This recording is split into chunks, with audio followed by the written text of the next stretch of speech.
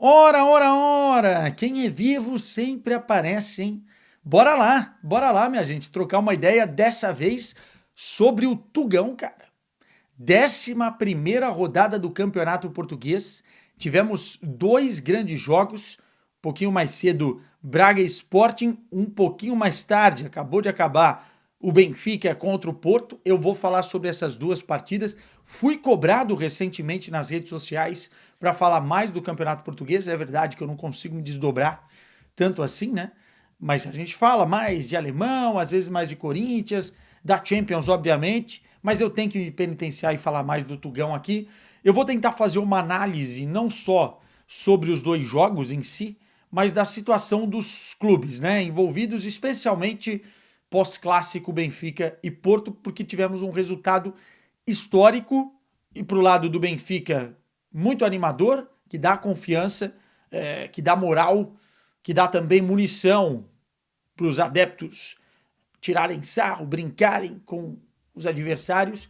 Só que do outro lado levanta uma bola preocupante do que a gente está vendo na evolução, na verdade que não existe dentro do Futebol Clube do Porto, tá? Então a gente vai fazer essas duas análises e eu convido vocês a deixar o comentário aqui. Adeptos portugueses que vão colar, certeza, comentem aí o que vocês acharam, tanto do primeiro jogo que eu falei quanto do segundo. Likezinho e se inscreve no canal, cara. Vamos chegar a 100 mil juntos? Vamos fazer esse forcing? Enfim, acho que a gente bate no final da temporada, né? Senão vai ser frustrante, senão vou ter que afogar minhas mágoas de outro jeito. Eu quero começar falando do jogo de mais cedo, tá? Para focar depois as atenções no clássico.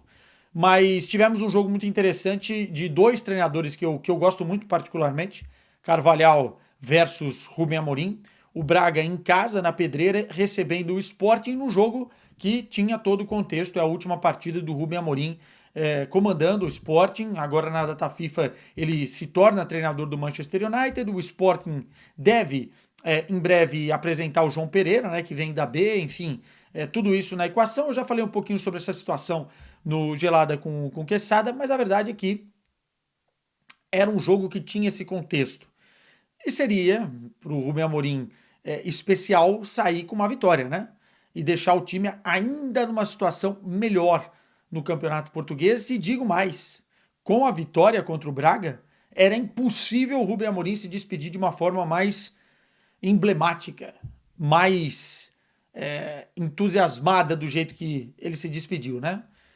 E o contexto, o enredo do jogo foi todo, parece que programado para uma despedida cinematográfica, né?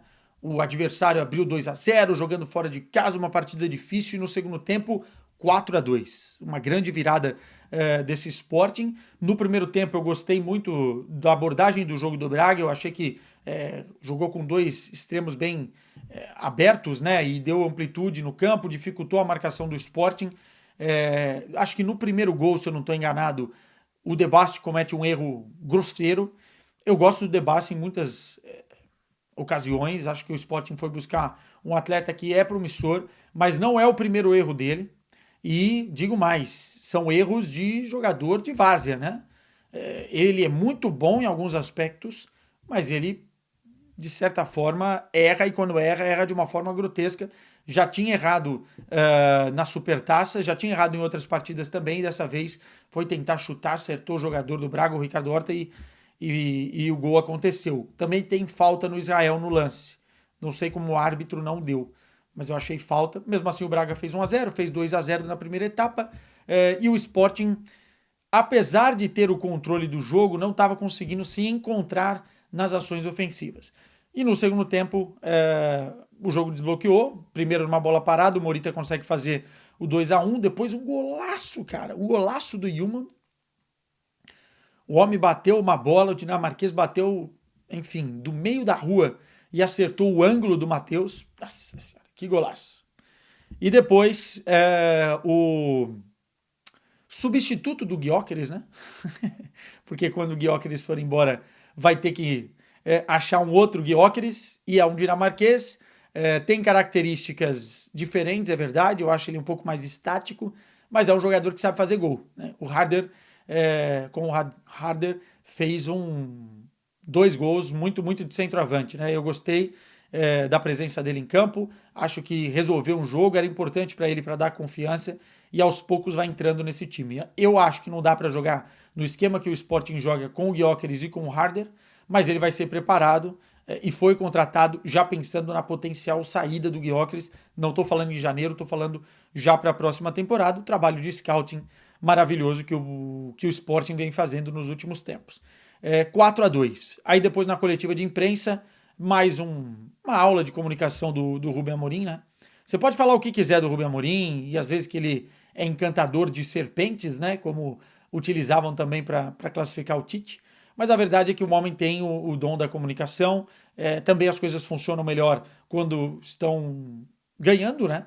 E a despedida é fabulosa, porque vence o Manchester City por 4-1 e depois vence de virada, também de virada, né? O Manchester City, e depois de virada, um jogo difícil na pedreira, porque esse jogo é aquele jogo, desculpem o trocadilho, a pedreira, né? Para tirar pontos no caminho, muitos vão perder pontos lá. O Braga é muito sólido em casa, tem uma boa equipe, tem um bom treinador e uma virada importantíssima. Para a gente ter uma noção dos números do Sporting até aqui, nós estamos falando, dentro do Campeonato Português, são 11 jogos, 11 vitórias, 39 gols marcados, 39 gols marcados e apenas 5 sofridos. Masterclass de Rubem Amorim.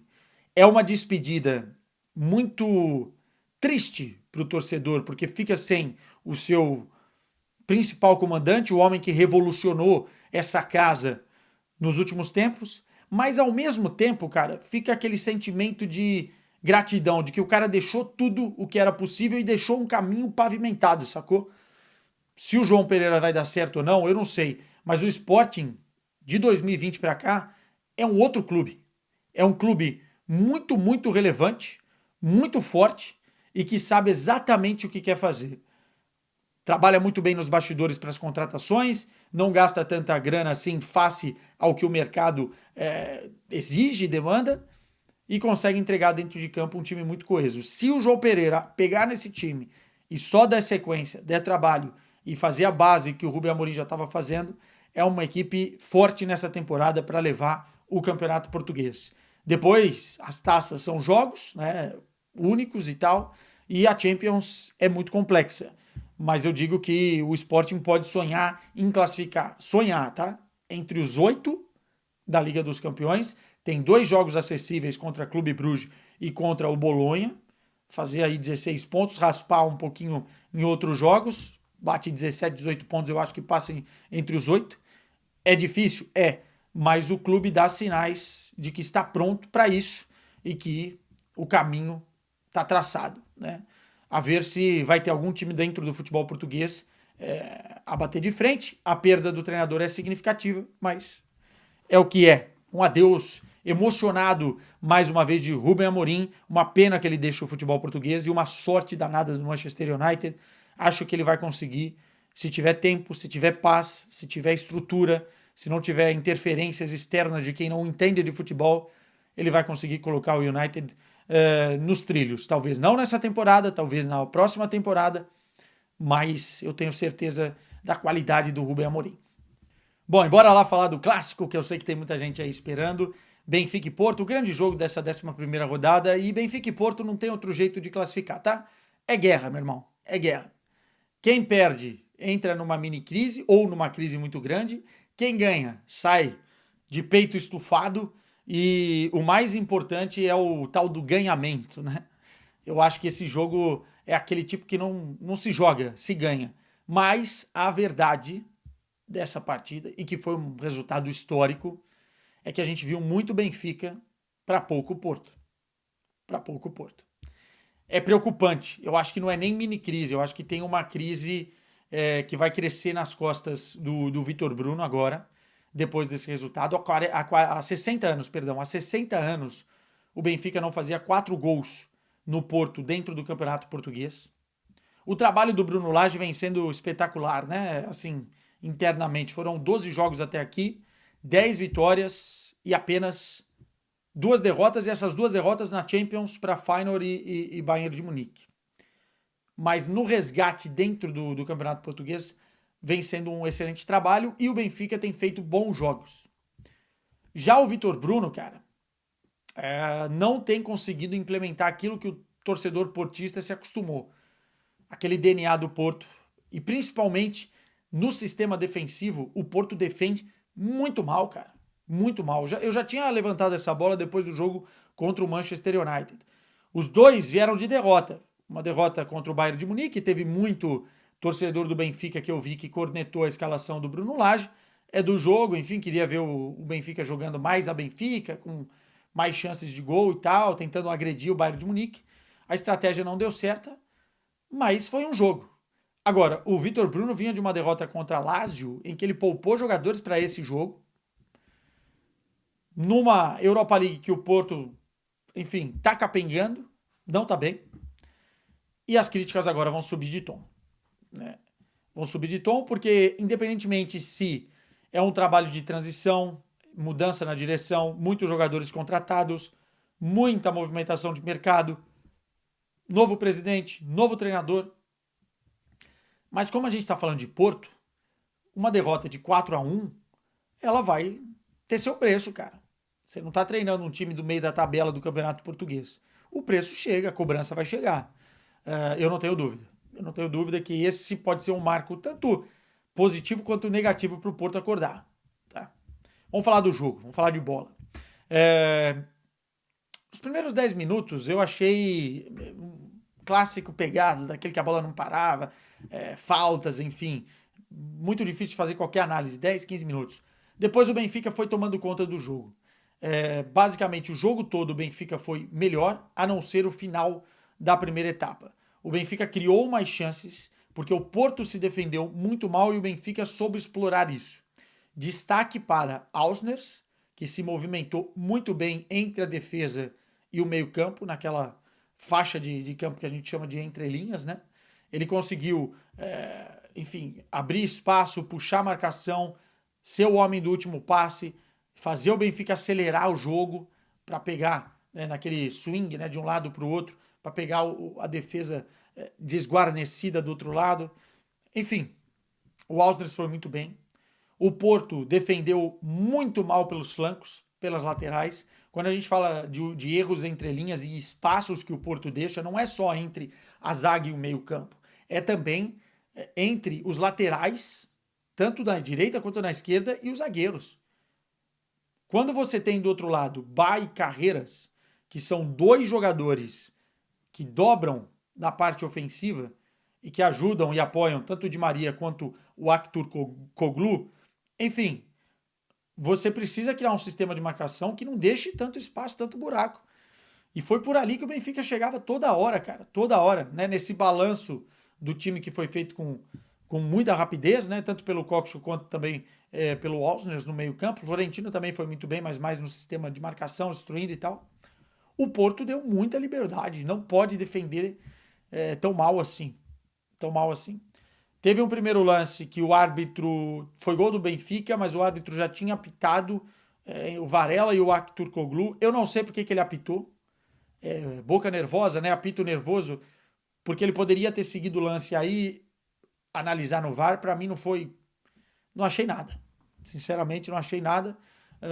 E acabou que foi um gol legal que não aconteceu, né? Nem legal foi porque o apito rolou antes. Exemplo do que aconteceu na semifinal contra o Bayern e Real Madrid, né? O árbitro apitou antes, já não estava valendo mais nada. E o Benfica já era para ter feito 1-0. E depois faz 1-0 numa jogada dos dois que para mim talvez... O Di Maria pode ser eleito o melhor em campo porque ele fez 2 gols e foi muito bem realmente. Mas eu gostei muito da partida do Tomás Araújo e do Carreiras, cara. Parêntese aqui, o Carreiras é um senhor lateral esquerdo para ser desenvolvido, hein? Como joga a bola, hein? Atenção que eu já alertei alguns bons jogadores de lateral que saíram daqui e enfim, a gente falava muito. Grimaldo, o próprio Porro do Sporting, enfim. O Carreiras é um negócio sério, hein? Tomás Araújo deu uma trivela na bola, achou ele lá do outro lado, uma marcação falha do Porto. Martins Fernandes não conseguiu parar. O Carreiras foi inteligente, né? Porque como ele é esquerdino, o jogador vai na marcação achando que ele vai cortar para a esquerda. Não, ele corta para o meio, bate com a direita e faz 1-0. O Benfica continua crescendo, um lançamento espetacular do Di Maria para o Pavlidis, ele acerta a trave. O Benfica estava melhor no jogo e aí vem uma grande idiotice. E eu vou chamar assim mesmo, cara, porque não pode acontecer. Não pode acontecer. E olha que recentemente, tá? Para quem acompanha aqui o canal, também já critiquei em jogos do Corinthians lá atrás no Campeonato Paulista.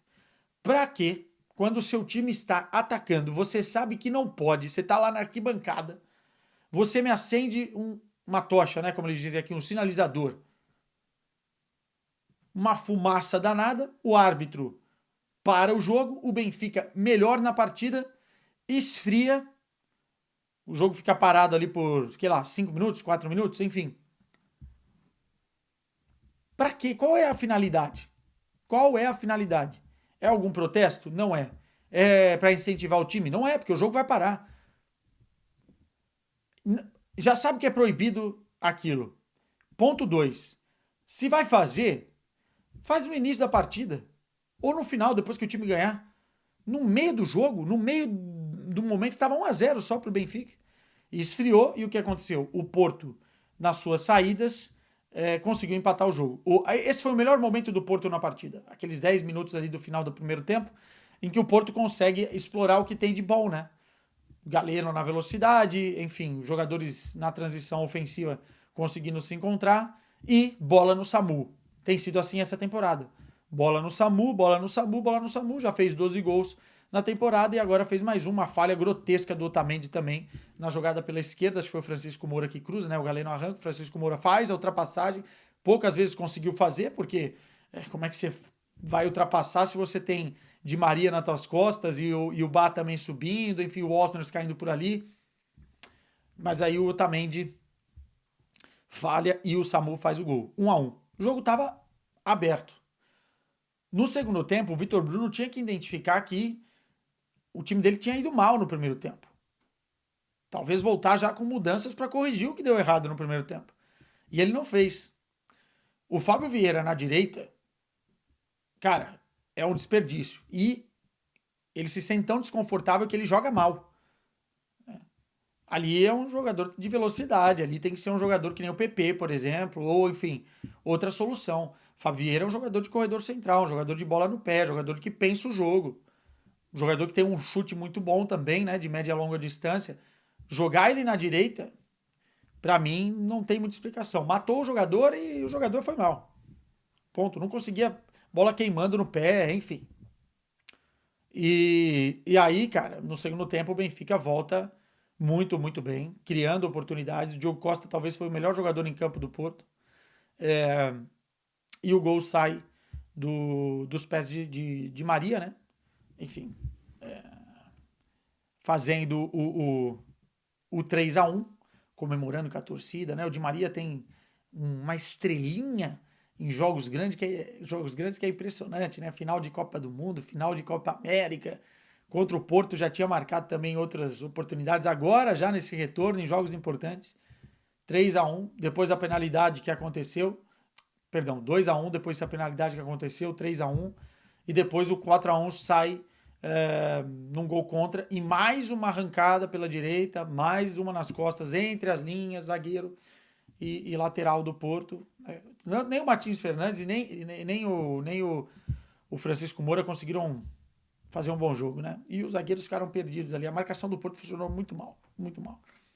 E aí o Benfica fez mais um, 4-1, e poderia ter sido mais, tá?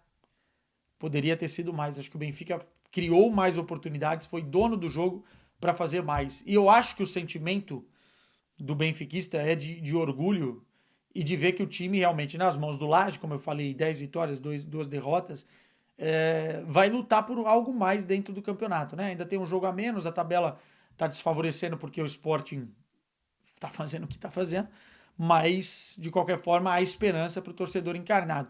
E do outro lado, o torcedor portista se acostumou nos últimos anos com o Sérgio Conceição. Por mais que as pessoas tivessem críticas ao comportamento do Sérgio Conceição, a forma carrancuda com que ele lidava com situações, às vezes com jogadores, o Sérgio Conceição é um excelente treinador. Nesses jogos grandes, estrategicamente, a gente via a diferença que faz o Sérgio Conceição, o que fazia o Sérgio Conceição. E o torcedor portista se acostumou a ganhar esses jogos grandes, a fazer boas prestações, pelo menos nesses jogos grandes, com o Sérgio. Algo que não está acontecendo. O Porto se perdia muitas vezes nos jogos medianos e menores com o Sérgio. Com o Vitor Bruno, eu não vejo o time evoluir. Eu acho que o time está evoluindo. Inclusive, eu acho que o time está com sérias dificuldades defensivas. Tem muitos miúdos, tem muita gente se adaptando ainda, é verdade, tem muitas contratações que vão encaixar e tal, mas é de ligar um sinal amarelo, porque perder do Benfica por 4-1 significa alguma coisa. Se você achar que está tudo bem, você está no clube errado. Você não deveria estar no Porto. É. Enfim. Senhoras e senhores, que 11ª rodada, hein? Que domingão. E olhando a tabela de classificação, até separei aqui para falar com vocês. Temos o Sporting em primeiro, Sporting com 11 jogos, 11 vitórias, 33 pontos. O Porto em segundo com 11 jogos e 27 pontos. O Benfica em terceiro com 25 pontos. E o Santa Clara nesse momento é o quarto com 21. O Benfica em terceiro com 25. Se ganhar o jogo atrasado, fica com 28, passa o Porto. Mas mesmo assim, olha o gap de diferença. Já são, se mesmo que ganhe, são 5 pontos de diferença para o Sporting. E nesse momento o Porto está a 6 do Sporting Clube de Portugal. Pegando fogo, Tugão. Pegando fogo, Tugão. Beijo para vocês. Prometo fazer mais análises do Campeonato Português por aqui. Tchau!